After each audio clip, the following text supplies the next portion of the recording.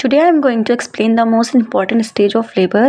The first stage, also known as the dilation stage, and this first stage of labor is called a dilation stage. In this stage, the cervix dilate from the 0 to 10 centimeter, and in this the longest stage of labor, uterine contraction become regular, stronger and more frequent. Means इस stage में जो cervix धीरे धीरे 0 से 10 centimetre तक open होता है and ये लेबर का सबसे लंबा स्टेज होता है। इस दौरान जो कॉन्ट्रैक्शन रेगुलर और स्ट्रॉन्ग होता है एंड इसके 3 फेज़ होते हैं, latent phase, active phase and transition phase. Latent phase 0 से 3 सेंटीमीटर तक होता है, एक्टिव फेज़ जो होता है वो 4 से 7 सेंटीमीटर होता है एंड जो ट्रांजिशन फेज़ होता है वो 8 से 10 सेंटीमीटर होता है।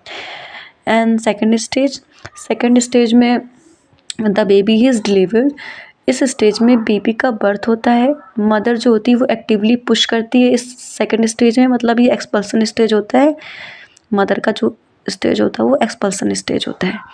उसके बाद आता है हमारा थर्ड स्टेज जो होता है the placenta is expert. Means इसमें जो ये स्टेज जो होता है वो प्लेजेंटा की स्टेज होता है।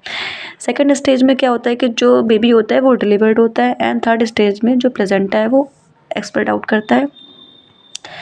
एंड हमारा लास्ट आता है फोर्थ स्टेज में ये एक तरह का रिकवरी स्टेज होता है। First 1 to 2 hours after delivery, 1 से 2 घंटे बाद जो डिलीवरी होने के बाद हमारा रिकवरी स्टेज हमारा जो होता है वो स्टार्ट हो जाता है। इस स्टेज में हम लोग जो मदर होती है उसको क्लोजली मॉनिटर करते हैं हम लोग। उसमें उसका हम लोग बीपी चेक करते हैं, पल्स चेक करते हैं, ब्लीडिंग चेक करते हैं एंड प्लेजेंटा वगैरह चेक करते हैं। और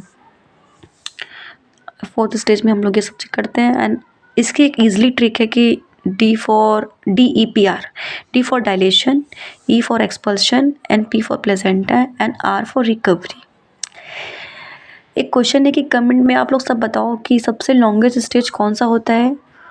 and follow for more easy nursing concepts and thank you.